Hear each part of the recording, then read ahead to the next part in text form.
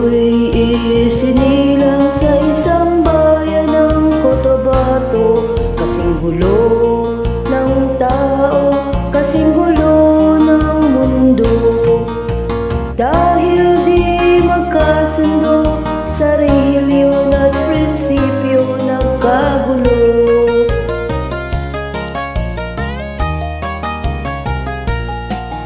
Ang bayan ko sa Cotabato, kasing gulo ng isip ko. Di alam kung saan lang galing, di alam kung saan patungo.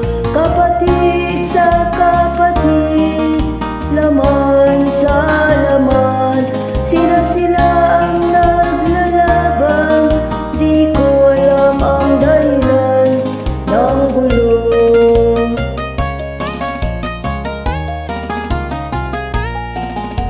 Bakit nagkaganon? Ang sagot sa tanong ko. Bakit kayo nag-away? Bakit kayo nagkagulo?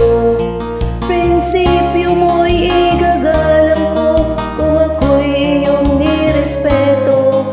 Kung nagtulungan kayo, di sana magulo ang bayan ko.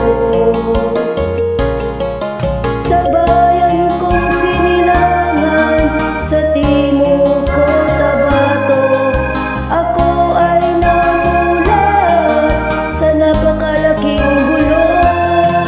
Dahil walang respeto sa prinsipyo ng kapwa-tao, kapwa Pilipino ay pinapahirapan mo. Ang gulo.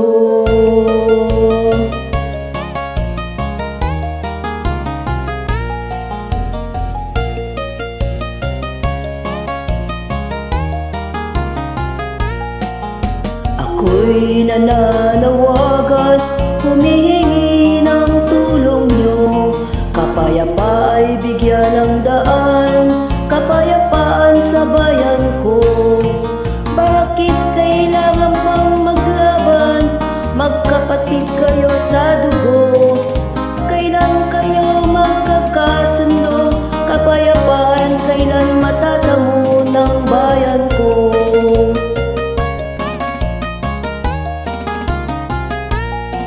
Kung ako'y may maitutulong, tutulong ng buong puso.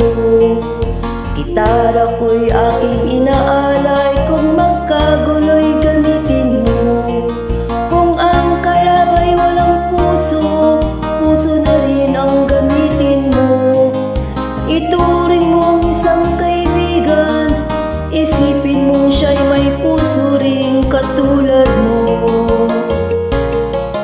Sa bayan kong sinilangan, sa Timog Cotabato, ako ay namulat sa napakalaking gulo.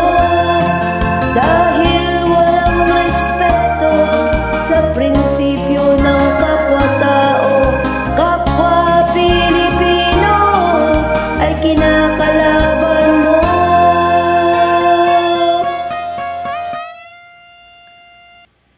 Ang gulo.